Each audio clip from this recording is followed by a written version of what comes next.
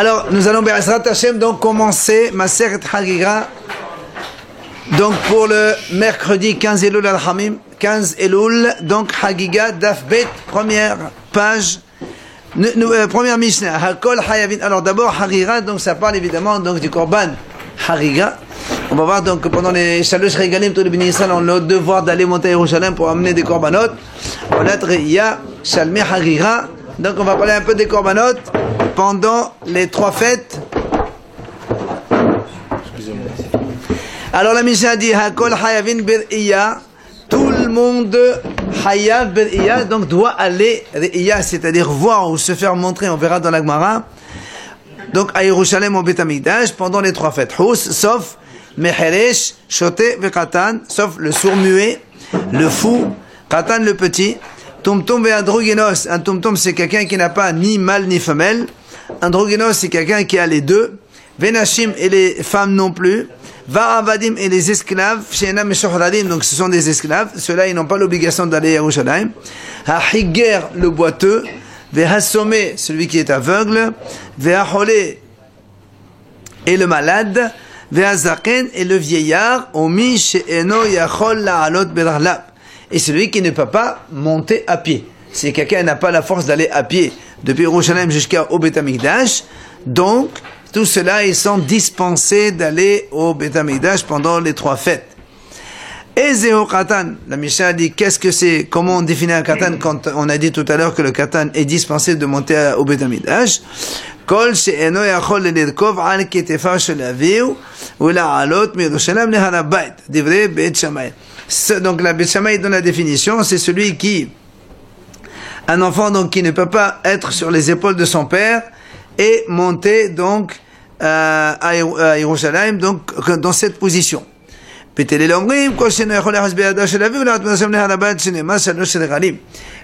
eux ils disent, un enfant on le définit comme quelqu'un qui ne peut pas tenir la main de son père et monter à pied avec son père au Beit Hamikdash, donc à la Hazara de Beit Hamikdash, comme dit le pasuk Shneimar Shalosh Regalim, c'est-à-dire le mot Regalim, ça vient du mot c'est règle, donc il faut qu'il monte à pied. Alors donc un enfant qui n'arrive pas à monter, à faire cette distance à pied pour aller au Beit Hamikdash, il est pato.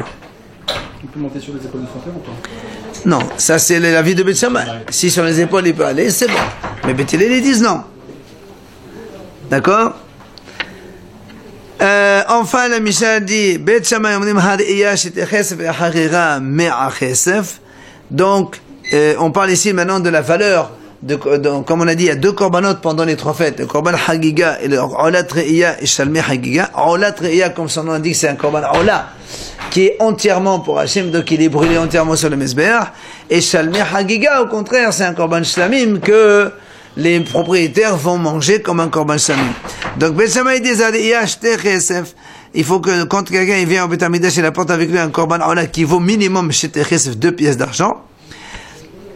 Et Hagiga me'a kesef. Par contre, comme Shalmei Hagiga, une seule pièce d'argent suffit. Au Beit Hillel, il dit c'est contraire. Hadiya me'a kesef. Le olat re'iyah, c'est minimum une seule pièce d'argent. Et la Hagiga, shetei kesef, 2 pièces d'argent. Voilà donc la Mishnah. Pardon? Il y a deux, il y a laquelle pour Hagiga, laquelle pour Mia. Un olat re'iyah et deux Shalmei Hagiga. Un olat et un shlamim. Olat c'est re'iyah et Shalmei Hagiga. Maintenant on passe à la Gemara. La Gemara dit Hakol la'atui mai. Quand on dit Hakol, Hayavin Bir'iyah. Quand on dit Hakol, en général c'est inclus, ça inclut quelque chose. Alors la Gemara demande qu'est-ce que ça peut inclure. La Atouya, la Gemara répond c'est pour te dire que nous on a dit dans la Mishnah celui qui est esclave ne monte pas, mais donc le Hakol ça inclut celui qui est à moitié esclave, moitié libre. Soit il appartient, et donc avant il est donc il s'est vendu à deux patrons et un il l'a libéré, donc il se trouve un jour libre, un jour esclave. Soit tout simplement lui-même il travaille qu'une demi-journée. Une demi-journée il est esclave, l'autre demi-journée il est libre. Donc ça c'est celui-là, il est hayav de monter donc au Beit Hamikdash à Yerushalayim. Alors la Gemara dit très bien, mais seulement ou Ravina. Donc la réponse que tu m'as donnée, elle est bonne. Mais Ravina lui dit que même un esclave qui est moitié-moitié, moitié esclave, moitié libre, il n'est pas tour de monter au Shalan. Il peut pas monter la moitié de la journée. Non, c'est pas qu'il ne peut pas monter. Lui, il dit comme ça, il a un statut d'esclave moitié, donc il ne monte pas, il n'est pas hayav. C'est pour ça qu'on dit, alors selon Ravina, ce hakol là, ça inclut quoi? Ravina, c'est un moura. Et alors? La Mishnah avec eux. Non, mais on explique. Non, mais justement, la Mishnah est contre lui. Alors, comment il explique la Mishnah? Lui-même, comment il explique la Mishnah? La Gemara répond, la Atoya higed b'yom rishon v'nitpashet b'yom sheni. Il dit, c'est pour inclure, lui, il inclut, quelqu'un qui est premier jour de Yom Tov, il était higger boiteux, il ne pouvait pas marcher. Seulement le deuxième jour, il peut marcher. Il a été donc, il a guéri. Et alors, celui-là, selon Ravina, il doit monter. Même si le premier jour, il pouvait pas, eh ben, il a les rattrapages. Donc, parce que nous, les commandants, on se rattrape 7 jours. La Ravina te dit, le hakol, c'est pour inclure ce cas-là. Alors, la Gemara dit, c'est très bien tout ça. Pour tout le monde aussi. Non, on va voir, on va voir. Holé, il est patou. On a dit patou. Ça, Holé, il est patou. Patou, quand il n'est patou, c'est patou. Mais ça, on va voir la discussion maintenant. La Gemara dit, Haniha, cette réponse, elle est bonne. Les mains de Amal Koulan, Tashumin Zelazé. Celui qui dit Koulan, c'est-à-dire les 7 jours de Yom Tov, un, il rattrape l'autre. C'est-à-dire, si on ne peut pas être le premier jour, on y va au deuxième. On ne peut pas au deuxième, on va au troisième. On ne peut pas au troisième, on y va au quatrième, et ainsi de suite. Donc, si quelqu'un ne pouvait pas le premier, il va au deuxième. Comme ici, chaque jour. Si le boiteux, il n'a pas pu aller le premier jour, il ira au deuxième, troisième, quatrième, comme il peut, 7 jours, il a. Donc, la réponse, elle est bonne. Le boiteux, premier jour, eh bien, il ira le deuxième. Et là, on m'a dit, il y a Hacham qui dit non. Les 6 jours rattrapent le premier. C'est-à-dire, si au premier, on peut y aller, et qu'on n'a pas pu, par une raison, alors on ira au deuxième, troisième, quatrième. Mais si le premier jour, on ne peut pas y aller, parce qu'on n'est pas tour, parce qu'on est boiteux, alors il n'y a plus de rattrapage. D'accord? Si on est, les tous, c'est pas un jour rattrape l'autre, non. C'est tous le rattrapage du premier jour. Si au premier jour, tu étais apte, mais ben voilà, je sais pas moi, tu n'as pas pu y aller pour une raison X, voilà, donc tu te rattrapes demain. Mais si le premier jour, lui-même, tu n'es pas tour parce que tu étais boiteux, alors là, c'est terminé. Il n'est pas hayab. Voilà, maintenant, c'est pour ça qu'on dit, maintenant, comment tu vas, le hakol de la Mishnah, qu'est-ce qu'il inclut? Parce que nous on a dit, il inclut celui qui était boiteux le premier jour, il va au deuxième. Mais là, celui, selon le Hacham, mais selon ce Hacham là qui dit que quelqu'un qui était boiteux au premier jour, il n'y va pas au deuxième. Selon cet avis-là. Voilà, c'est toujours cet avis-là. Alors enfin, on a dit, là, selon cet avis-là, ça inclut celui qui est borgneux.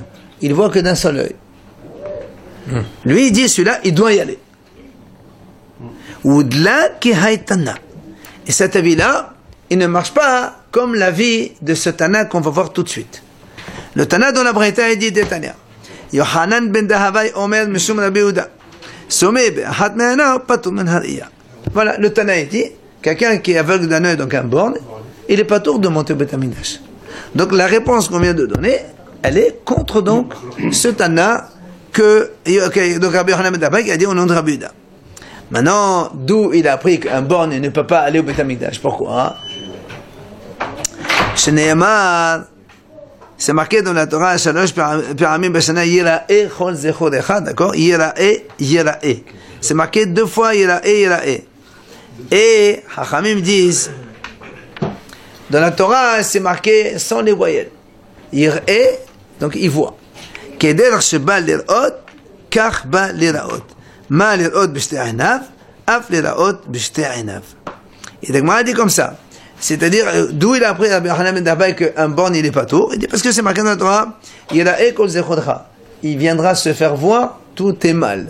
Or, il y a marqué dans la Torah, Yira'e. C'est-à-dire quoi, Yira'e? Il verra. C'est-à-dire, de la même façon, comme la Torah a dit Yira'e, c'est quoi Yira'e? Il vient se faire montrer. Qui c'est qui va te voir? C'est Hachem. Hachem, il voit avec des 2 yeux. Donc, celui qui doit venir, il doit avoir aussi les 2 yeux fonctionnels. De là, il a appris, quand on a un seul œil, donc tu ne viens pas, tu n'es pas tout. D'accord? Yir'e, yira'e. Yir'e, c'est toi qui vois. Yira'e, c'est toi qui te fais montrer. Or, de la même façon que la Torah dit yira'e, tu viens de te faire montrer à Hachem qui te voit avec ses deux yeux. L'image, évidemment. Toi aussi, tu dois avoir tes deux yeux. Celui qui a un seul œil, il n'est pas tour de... Il faut les deux conditions. Pas seulement tu veux te faire voir, mais il faut que tu vois aussi. Oui, c'est ça. Enfin, c'est ça l'enseignement. C'est que, normalement, il y a marqué yira'e. Alors, nous, on dit comme yira'e, yira'e aussi. La condition, c'est que Dieu voit avec les deux yeux. Pas Voilà, c'est ça. Comme Hachem il voit avec les deux yeux, donc toi aussi tu dois le voir avec tes deux yeux. Donc si tu ne peux pas le voir avec tes deux yeux, tu ne montes pas. Ce qui fait l'Altana avec ce bazouk. Pardon? Ce qui fait l'Altana avec ce bazouk. Mais c'est ça le Tana. Non. C'est ça le Tana. Le Tana il dit il n'est pas tour parce que il faut avoir les deux yeux. C'est lui qui dit qu'il doit venir. Ça c'est un amour, il n'est pas d'orage. C'est un mouche parce que c'est pas comme c'est parce que dans chaque chemin il y avait had معنا يخلق شوار contre il voit là c'est avec une seule yeux pas avec deux. Parce qu'avec une seule quelqu'un il voit exactement. Non, mais là le Tana il dit avec les deux yeux. Contre lui. La halakha c'est pas comme lui. Voilà. La halakha est comme le Tana. Donc, on ne parle pas de la halakha maintenant, on n'y est pas dans la halakha. Quoi qu'il en soit, allez. Quoi qu'il en soit, donc on a répondu. Ok. Finalement, toute cette dracha, c'est pour nous dire le mot hakol, ça inclut le sommet Be'hat Me'anav, que lui aussi il doit aller selon donc la Gemara, mais cet avis-là, il est contre le Tana, Rabbi Yonatan ben David, notre Rabbi Yehuda. Maintenant, la Gemara donne une deuxième réponse. Je peux te répondre comme on a dit au début. Quoi? La première réponse qu'on a donnée, c'est quoi? Hakol, c'est pour inclure un monsieur qui est moitié esclave et moitié libre. Ah, si maintenant tu me poses la question de Rabina, voilà, Rabina il a dit que celui qui est moitié-moitié, il est hayav. D'accord? Pardon, il est pas tour, lui Rabina il a dit que c'est pas tour. Et comment toi tu me dis que c'est hayav? Il te dit la kasha. Ça c'est pas une question. Comment? Pourquoi? Kan ki mishna rishona, kan ki mishna ahadona. Il dit parce qu'en fait, le statut de celui qui est moitié-moitié, moitié esclave, moitié libre, il y a deux mishnayot différentes. Et la Gemara va nous les amener tout de suite. Et marqué d'Itnan, la Mishnah dit, Mish Hasso Eved, Hasso ben Horin, celui qui est moitié Eved, moitié esclave et moitié libre. Comment il fait? Eved et Rabo Yom Echad, Ved Asmo Yom Echad.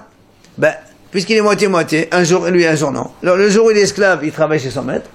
Et le jour, le lendemain, non, pour l'instant, de façon générale, non, c'est. Celui qui est esclave, moitié-moitié, comment il fait? Ben, le jour où il est esclave, il travaille chez son maître.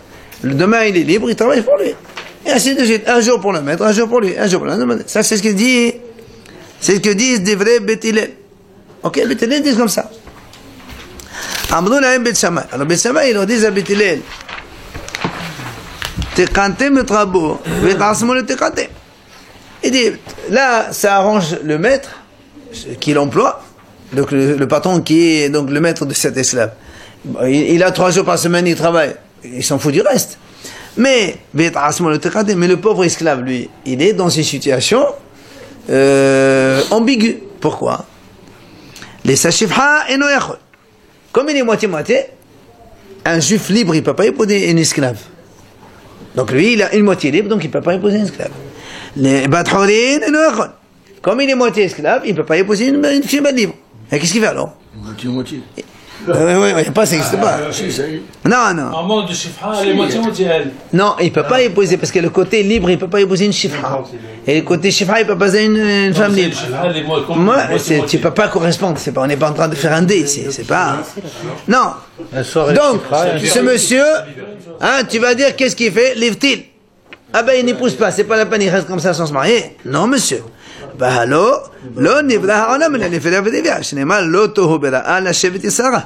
On dit que le Hachem il a créé le monde pour justement pour se reproduire. Hachem n'a pas créé le monde pour qu'il reste comme ça sans rien. Donc, Beth Shammai, ils objectent à Beth Hillel. Comment tu dis qu'un esclave moitié-moitié, ben il travaille moitié, il fait moitié, c'est pas possible ça. C'est pas une situation praticable. Et là, Beth Shammai donne leur solution. Mais pour que donc la situation soit fonctionnelle et possible,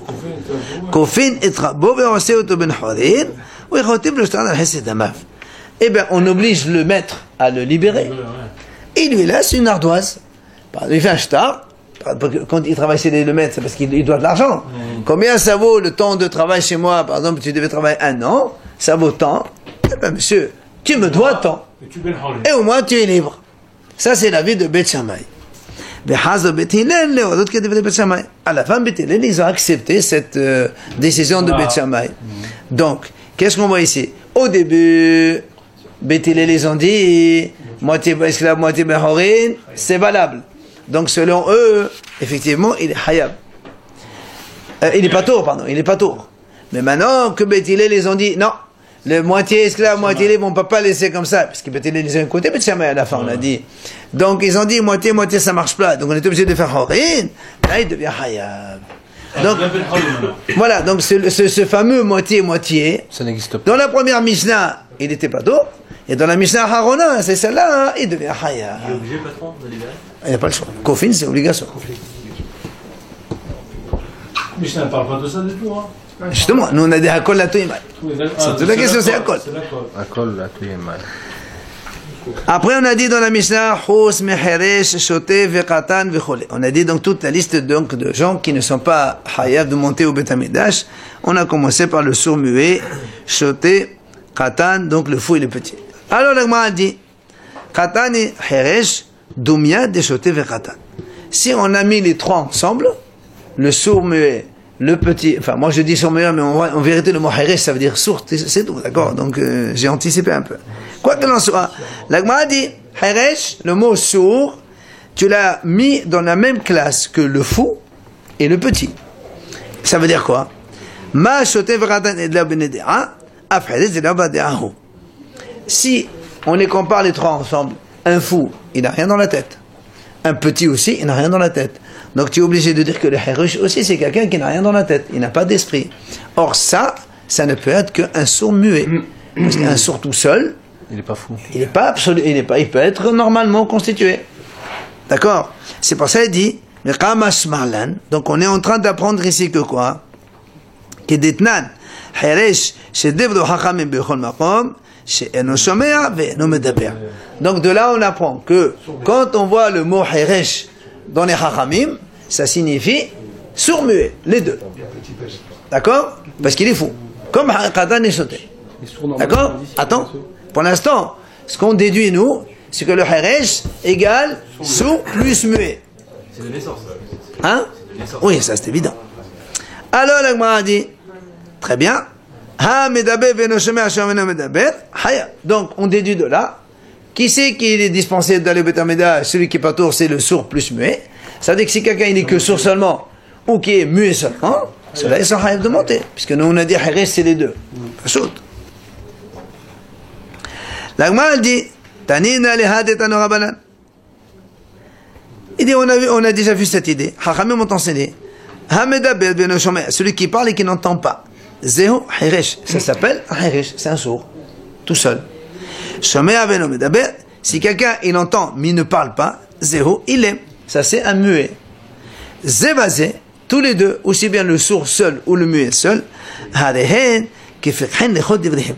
Ils ont l'intellect. Ils sont intelligents, ils sont sages, ils ont de l'esprit. Alors la Gemara pose une question. Umimai de medaber veno shomea zeu Heresh. Sheo shomea veno medaber zeu ilem. La Gemara dit, d'où tu sais que le mot Heresh, ça veut dire un sourd, et d'où tu sais que le mot ilem, ça veut dire un muet. On parle de vocabulaire maintenant, d'accord? La Gemara pose vocabulaire. Alors la Gemara dit que c'est très simple, c'est marqué, d'irtiv. Ba'ani ke Heresh lo eshma, ou ilem lo yiftah piv. David Amelch dit. D'accord? Moi, je suis comme Heresh lo eshma. Donc, si j'entends pas, c'est que le mot Heresh, ça veut dire un sourd. Ou ilem lo yiftah piv. Ilem, c'est quoi ilem? Il ne pas la bouche. Donc, c'est un muet. Donc, on a compris que le mot Heresh, ça veut dire un sourd. Et le mot ilem, ça veut dire un muet. Ou bien, je peux te répondre. D'où on sait que le ilem, c'est un muet. Le mot ilem, on peut le composer. C'est notre tariqoun. Illem, alef, ishtaqil, c'est enlevé, mais les paroles, il ne peut plus parler. Donc c'est un muet obligatoirement. Après, la Gemara dit, on vient de déduire, medaber ve'eno shomea, shomea ve'eno medaber, hayab. On vient de déduire maintenant que seul le sourd plus muet est dispensé donc d'aller au Beth Amikdash, mais celui qui est sourd tout seul ou muet tout seul, ils sont hayav d'aller au Beth Amikdash, on l'a dit. Pardon, oui. Celui qui a les deux là, les Noshomia ou le Medaber. C'est ça le harish complet, il n'est pas tout. C'est-à-dire, il n'entend pas, il parle. Non, ça c'est. Non, nous on a dit tout le harish que les hachamim parlent, en général c'est les deux. D'accord. Alors comment le passage de David Amir, il explique que... Ça c'est David Amir. C'est pas les hachamim. Ça c'est Tanakh. Hachamim, mais c'est pas ça, il y a des débrouilles hachamim bechol makom. Quand les hachamim ils étaient mon harish, ça machma deux. Ouais, c'est pas dit, parce qu'il y a quelqu'un qui parle pas parce qu'il n'entend pas. C'est pour ça, Hamish. Non, on va voir, il y a Harish, Shomea Beno Medaber et Medaber Beno Shomea, ça existe, on va le voir. Pourquoi? Parce que s'il entend, comment quelqu'un parle? Parce qu'il a entendu.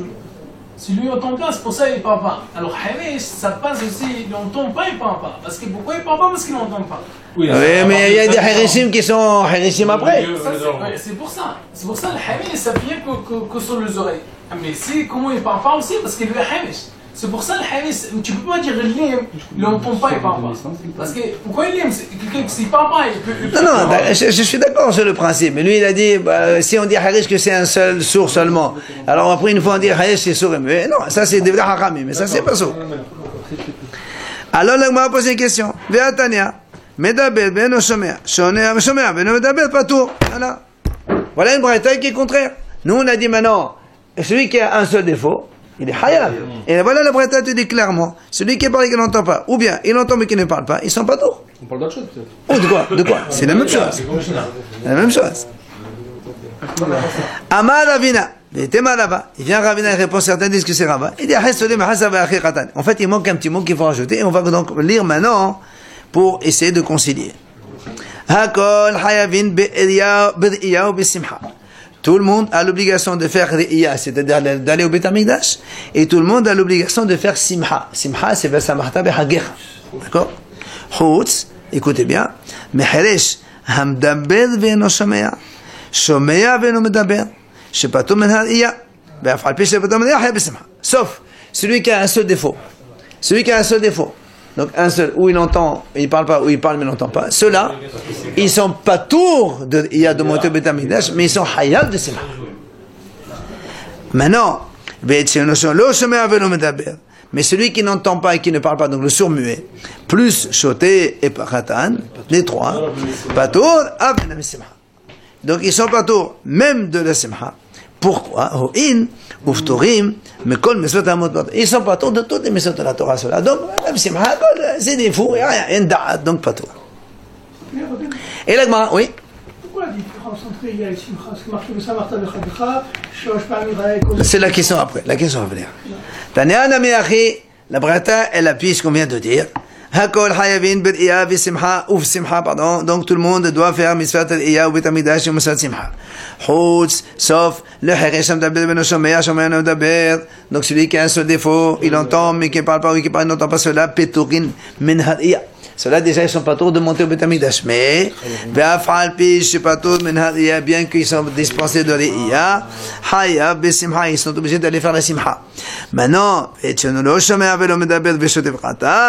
celui qui n'entend pas et qui ne parle pas, donc le sourd-muet, plus le fou, plus le petit, ces trois-là, Petorin af min simha, ils sont pas tours même de la simha, puisque, ils sont pas. C'est la Tania, c'est la Braïta. Tout à l'heure, on a répondu, mais là, c'est la Braïta c'est un appui. C'est la question de l'Agmara qui vient. Ah, l'Agmara dit, je comprends pas. Pourquoi les premiers, tu as dit, ils sont pas autour de l'Iya, ils sont hayav de simha? Quelle différence? S'ils sont dispensés d'aller au Beit HaMikdash, de faire les régalim, c'est pas autour de simha aussi. Comment ils font quelque chose? Et pourquoi il ne faut pas dire à la place? Parce qu'ils ne peuvent pas faire lire. Bon, là, le mano. La mano. En pratique, c'est dire. C'est Kadosh par rapport à Kadosh Baruch. Non, ça c'est la vie de l'autre. On ne parle pas selon celui-là. On ne parle pas de celui-là. Maïshena, allez. Maïshena, pourquoi dans la Iya tu l'as dit pas tour, ils sont disposés, et pour la Sima ils sont hayav. Ou ils ont un défaut, ils font rien, ou ils font les deux. Ou bien le contraire, dans l'Iya hayav, Simcha pato. Oh non, ça aussi, alors, la Gemara répond. Les Iya, Gama de Iya de Mehachel. Il dit parce que dans la Re'iyah, on a fait une Gzera Shava avec Hachel. Hachel, c'est la mitzvah du rassemblement Beit HaMikdash une fois tous les 7 ans, à la 8e année de la Shemitah, enfin la sortie de la Shemitah, Chag HaSukkot. Le roi, il vient au Beit HaMikdash, il rassemble tous les bénis Israël. C'est mitzvah Hachel, c'est l'avant-dernière mitzvah de la Torah. Ok? 612. Maintenant, il dit comme ça, c'est marqué dans la Torah d'Irtiv, Hachel et ha'am ha'anashim ve'hanashim ve'hataf. Hachem l'a dit à Moshe Rabbeinu, voilà comment il faut faire. Il faut rassembler tout le olam, tout le peuple d'Israël, les hommes, les femmes, les enfants, etc. Après, Urtiv, Bevo, Chol Israël, les Raot. Il y a marqué là-bas dans le Pasuk, quand les Israéliens vont venir, les Raot, il y a marqué. Les Raot pour se faire montrer. Et il y a marqué la même chose. Yira'e kol zechodcha, Yira'e les Raot. Comme là-bas il y a marqué, comme nous, les Raot, d'accord?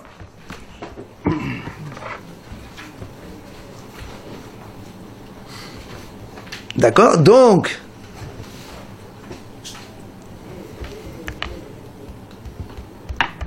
et voilà. Alors, donc on fait Gzera Shava avec Hachel. Comme Hachel, celui et nos... La Gemara va dire maintenant. Parce que nous on a dit comme ça. Il y a marqué la haie dans Hachel. Il y a marqué la haie dans Riya. Donc les Torah Regalim. D'accord? Et on fait Gzera Shava. Quoi la Gzera Shava? Il dit voilà, on va prendre. Vetania, c'est marqué. Dans Parashat d'Achel, là-bas, c'est marqué les Ma'an Yishme'u, afin que les Bnei Israël entendent. Donc, celui qui n'entend pas, il ne monte pas. Ok? Il est marqué là-bas les Ma'an Yishme'u. Après, la Torah dit continue, ou le Ma'an Yilmedu, afin qu'ils apprennent. Donc, celui qui ne entend pas, celui qui ne parle pas, il ne peut pas apprendre. Donc, qu'est-ce qu'on a vu là? Comme dans Hachel, celui qui a un seul défaut, il n'est pas tout. Alors dans Re'iyah, celui qui est un défaut, il n'est pas tout. Voilà Gzera Shava. Pas chaud, d'accord? Comme là-bas, on a vu, il y a marqué les Ma'anishma ou le Manil Medo, ça exclut l'un des deux défauts. Donc les deux messieurs qui ont un ou des deux défauts, la même chose, donc Kol Zechodra, celui qui a un défaut, pas tout de Re'iyah. C'est pour ça qu'il n'est pas tout de Re'iyah. La Gemara pose juste une petite question. Les mêmes là, toi tu m'as dit comme ça, les Ma'anil Medo, ça exclut celui qui n'entend, qui ne... Chômeur, il entend mais il ne parle pas. Elle m'a dit quoi? Ça veut dire que celui qui n'entend pas, il ne peut pas apprendre. Celui qui n'entend pas, il ne peut pas apprendre. Il n'entend pas, comment il peut apprendre? Ah, justement, elle m'a dit, voilà, monsieur, voilà, il y avait deux muets qui étaient dans le voisinage de Rabbi, les voisins de Rabbi. C'était donc les enfants de la fille de Rabbi Yochanan ben Gudda, ou bien les fils de sa sœur. Ça on a fait. Quand Rabbi il est entré au Beit HaMidrash pour donner son cours, ils rentraient eux aussi. Pourtant ils étaient muets, pardon. Muets. Et ils restaient à côté de lui. Et il faisait comme ça, on menait des bédéchas et bougeait la tête, Zarmankel, ils sont d'accord avec ce qu'il dit Rabbi. On menait Hachem Sefatayo, et il ne pouvait pas parler, même comme ça. Il dit, Uvara, Rabbi, après Rabbi, quand il a vu ça, il a prié pour eux, et ils ont guéri. Ils ont guéri. Maintenant, après on a vu qu'ils étaient barrés dans tout le chasse. Ils connaissaient tout. Donc tu vois, ils ne parlaient pas, mais ils entendaient tout. Ils ont tout assimilé. Hein? Mais nous on a dit, toi tu m'as appris, tu m'as dit, comme il y a marqué les Ma'ani et le Medo, ceux-là ils ne peuvent pas apprendre. Parce qu'ils ne parlent pas, ils ne peuvent pas apprendre. D'accord? Et pourquoi ils ne parlent pas, ils ne peuvent pas apprendre? Voilà, ceux-là ils ne parlent pas, ils ont pu apprendre. Et on a un exemple dans la Torah, on dit que le bébé qui est dans le ventre de sa mère, il entend tout, il connaît la Torah par cœur. D'accord, là c'est... Allez, donc la question, comment tu dis parce qu'ils ne parlent pas, ils n'entendent, ils ne peuvent pas apprendre? Voilà, le Ma'ani le Medo, ils peuvent apprendre même s'ils ne parlent pas. Amal Mosota Kadebe le Ma'ani Lam Medo. Il dit, il ne faut pas lire il Medo, il faut dire il Lam Medo. Ils doivent enseigner. Donc celui qui ne parle pas, il ne peut pas enseigner. C'est pour ça qu'ils sont guéris. Mais il ne peut pas enseigner. Donc c'est pour ça que donc on concluture tout ça. Celui qui a un seul défaut, comme il y a marqué le ma'ani ishme'u ou le ma'ani lammedu, ishme'u, donc celui qui n'entend pas, il est éliminé, et lammedu, celui qui ne peut pas parler, il est éliminé. Donc celui qui a un des deux défauts éliminé, comme dans Hakhel, ils sont éliminés. Donc Ri'ya aussi, ils sont éliminés, et on finit. Ravashi Amar. Vaddaï le ma'ani lammedu. C'est sûr, c'est sûr qu'on est obligé de dire le ma'ani lammedu et pas le ma'ani ilmedu. Pourquoi? Parce que des ça le ma'ani ilmedu. V'chemad de la meshtara ila gamal. V'chemad de la shama la gamal. Haïm le ma'ani shmon afra. Et la vaddaï le ma'ani lammedu. Il dit comme ça. On est obligé de dire le ma'ani lammedu et pas le ma'ani ilmedu. Parce que si tu dis le ma'ani ilmedu, il dit comme ça. Toi tu as dit, comme il parle pas, il peut pas apprendre. N'est-ce pas? Et comme il n'entend pas non plus, il peut pas apprendre. Alors pourquoi on a besoin de deux mots? Si les ma'ani ishme'u, pardon, afin qu'ils entendent. Et nous on a dit celui qui n'entend pas, il peut pas apprendre. Après tu me dis, les ma'ani ilmedu, celui qui ne peut pas parler, il peut pas apprendre. Alors tu vas me prendre les deux mots pour un seul. Avec ça, un seul mot, ça suffit. Et là tu es obligé de dire que ilmedu c'est pas ilmedu, c'est lammedu. Donc ils apprennent, mais ils ne peuvent pas enseigner. De là on apprend donc que c'est lammedu.